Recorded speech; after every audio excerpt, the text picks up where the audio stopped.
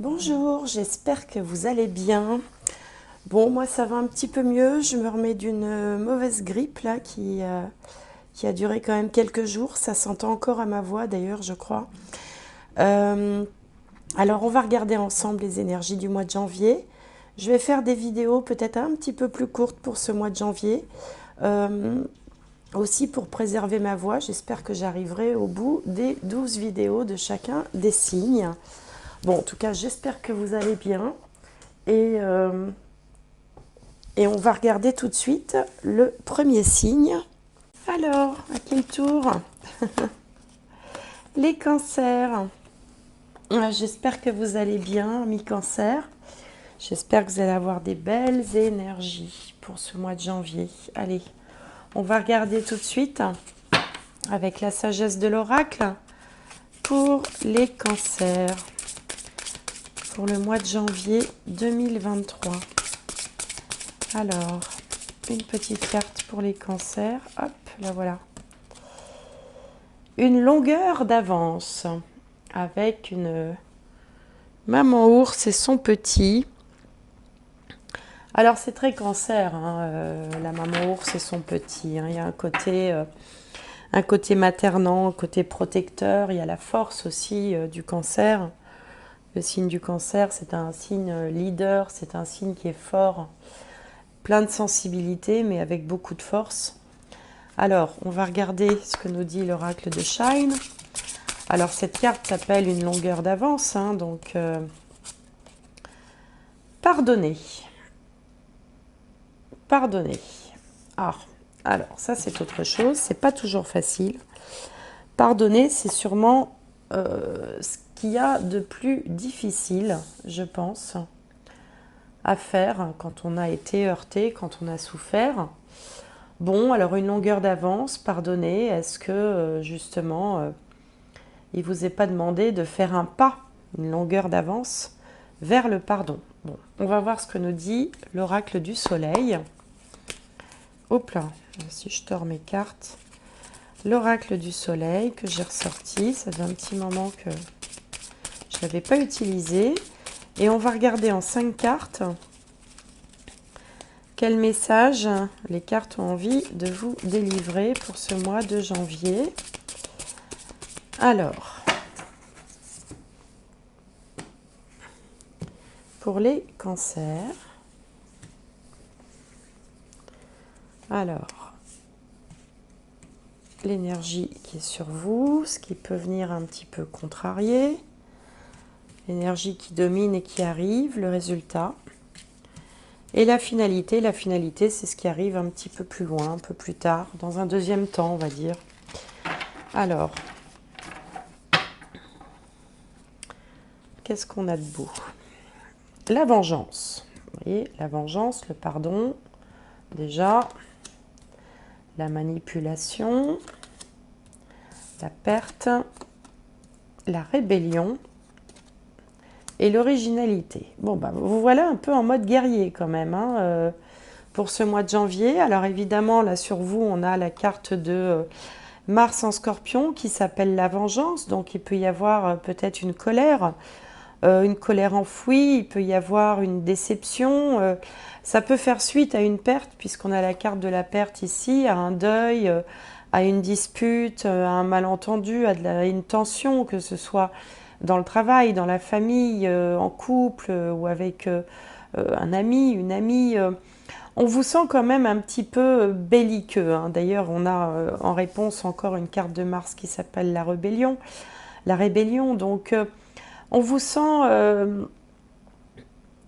quand même dans des énergies de combat, à pas vouloir vous laisser faire, peut-être vous êtes peut-être en attente d'une réponse de la justice, parce qu'on a deux fois ici la maison 8, hein, qui souvent fait référence à la justice. Il peut être aussi question de différends dans une succession, dans un héritage, un conflit familial, c'est possible aussi. En tout cas, vous n'avez pas l'intention de vous laisser faire, c'est peut-être pour ça qu'on a une longueur d'avance et qu'on a la manipulation, parce que eh bien, quand on veut préparer son coup, préparer son action, forcément on y réfléchit à l'avance bon, on peut appeler ça de la manipulation, mais ça peut être aussi tout simplement de la stratégie. La manipulation, c'est un petit peu, c'est une connotation un petit peu péjorative. Quand on est stratège, qu'on réfléchit, qu'on se dit tiens comment je vais m'y prendre et qu'on élabore des scénarios, c'est de la stratégie plus que de la manipulation à mon avis. Bon. En tout cas, ici, peut-être qu'il faudrait calmer un petit peu ces énergies un peu vindicatives, un petit peu débordantes. C'est pour ça qu'on a tiré peut-être la carte qui s'appelle pardonner, la carte du pardon. Et au contraire, ce que le jeu vous suggère plutôt, c'est d'avoir une approche différente, une approche originale. Vous voyez, cette carte s'appelle l'originalité. Peut-être aussi de prendre conseil auprès d'amis. On a 2 fois ici la maison 11 qui représente les cercles sociaux, les amis. Parfois, il peut être bon de ne pas tout décider tout seul, même si le cancer est quelqu'un, alors qui d'une part est assez rancunier. Hein, c'est vrai qu'un cancer blessé, il a du mal à oublier, parce que voilà, et c'est comme ça, c'est dans sa nature. Il a une sensibilité qui est importante et quand on lui fait du mal, il a du mal à pardonner, c'est vrai. Mais là, peut-être qu'on vous invite, alors non pas à faire une trêve complète ou à vous laisser piétiner si vous avez le sentiment que on a bafoué votre dignité, votre autorité, votre personnalité, mais plutôt à voir les choses, à appréhender les choses d'un autre point de vue, avec originalité, et surtout en prenant conseil auprès de personnes en qui vous avez entièrement confiance, de personnes qui vous veulent du bien et qui vous délivreront comme ça des conseils avisés et peut-être plus modérés pour, voilà, pour voir comment vous pouvez agir. Vous pouvez décider d'agir différemment que vraiment en étant dans ce sentiment de vengeance, de rébellion. Bon, alors je vais recouvrir avec le tarot qui va peut-être nous en dire plus, va nous donner quelques conseils.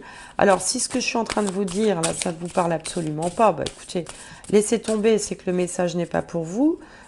Tous les cancers, comme chacun des signes, ne vivent pas tous la même chose au même moment. Et puis, il peut y avoir des degrés aussi, vous savez, dans ce que je dis. Hein. Pour certains, ça peut avoir une importance primordiale et occuper tout l'écran.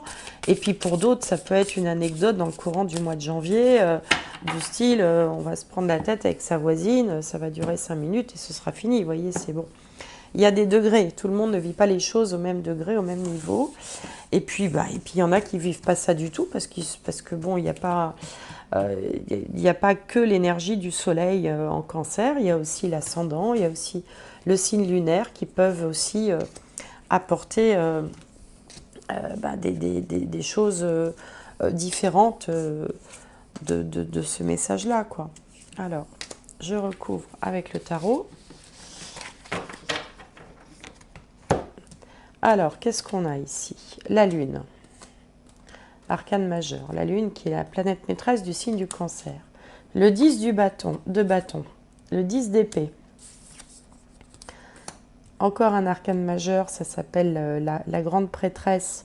C'est donc la papesse dans le jeu de tarot traditionnel. Et au milieu, la justice. Vous voyez, quand je vous parlais de justice. Alors, on a quand même ici 3 arcanes majeurs. Hein. C'est quand même à noter parce que, bon, j'aime bien le répéter comme ça, pour ceux qui savent, c'est pas marrant, mais pour ceux qui savent pas, dans un jeu de tarot, il y a 78 cartes, il n'y a que 22 arcanes majeures, je tire 5 cartes, et sur les 22 arcanes majeures, ici, il y en a quand même 3 qui sont présentes sur la table. Souvent, ça dénote des périodes un peu plus importantes, un peu plus marquantes, comme ça. Alors ici, on sent quand même comme si vous aviez été blessé, heurté par quelque chose, par quelqu'un, par une personne, par un comportement. Il y a évidemment l'envie de se venger, l'envie de régler ses comptes, de ne pas laisser les choses en l'état. Et puis, il y a quand même une certaine souffrance, une certaine tristesse, comme une blessure. Bon. Là, ça vous donne évidemment l'envie de ficher le camp. Hein. Le 10 de bâton, c'est quand on en a plus que marre. Ça peut être d'une entreprise, ça peut être marre de son travail, marre bon, enfin, il y a tout un tas de raisons d'en avoir marre hein, dans la vie. Ça peut être familial, ça peut être sentimental, professionnel. Avec vraiment, on sent quand même une détermination à...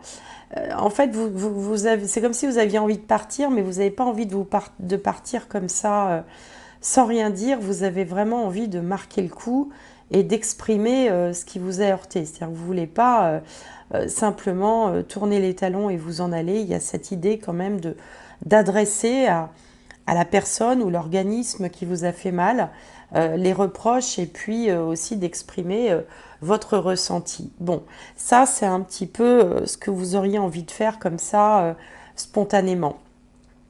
Tout à l'heure, je vous disais qu'il était bon peut-être de modérer tout ça, de prendre conseil auprès de personnes en qui vous avez confiance. Là, un autre conseil aussi est de s'en remettre à votre intuition. La grande prêtresse, c'est celle qui connaît les choses cachées, c'est celle qui donc a une forme d'intuition, qui d'ailleurs, on retrouve ici la Lune, hein, la Lune qui est maîtresse de votre signe du Cancer, la Lune qu'on avait déjà ici. Et cette Lune, elle a aussi des pouvoirs psychiques, une grande sensibilité, mais souvent c'est assorti d'une grande intuition, voire parfois d'une certaine clairvoyance. Et donc, cette clairvoyance peut vous permettre justement d'avoir une longueur d'avance, c'est-à-dire que plutôt que de réagir comme ça sur le coup de la douleur, de la blessure, de l'énervement, eh bien, prendre le temps de prendre des conseils justement et aussi de faire le calme en soi pour voir ce que vous conseille votre intuition.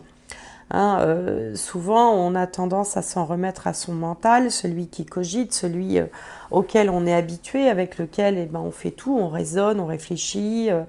Mais parfois, c'est bien aussi de se connecter au cerveau qui ne réfléchit pas, mais qui perçoit les choses, pour peut-être avoir plus d'informations et peut-être trouver le meilleur scénario possible.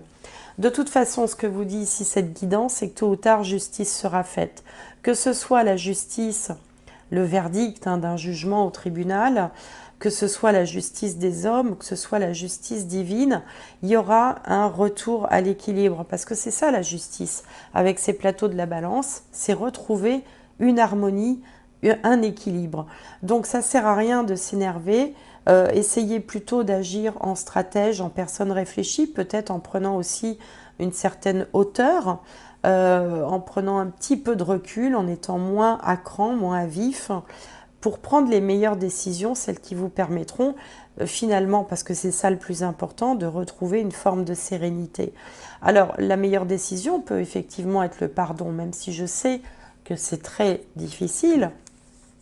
Peut-être que essayer de pondérer, de relativiser peut-être, même si le pardon n'est pas total, essayer peut-être de se mettre un petit peu à la place de l'autre, de comprendre pourquoi. Est-ce que la personne ou l'organisme, pourquoi est-ce que ce qui vous a blessé s'est produit? Voilà, ça peut être une bonne façon aussi d'envisager les choses, peut-être un petit peu plus calmement, plus sereinement. Alors, je vais tirer 3 cartes du jeu Dixit, voir si on a un message complémentaire. Alors, le jeu Dixit qui est là. Voilà. Allez, on tapote pour dire que on change de signe et qu'on est maintenant sur le cas des cancers. Oh, c'est des petits rituels, hein, ça ne mange pas de pain.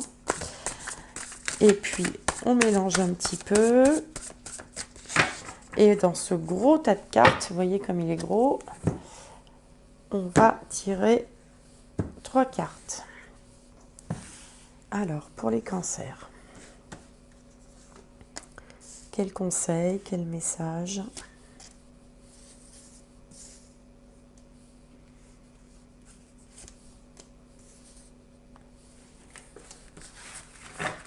Alors,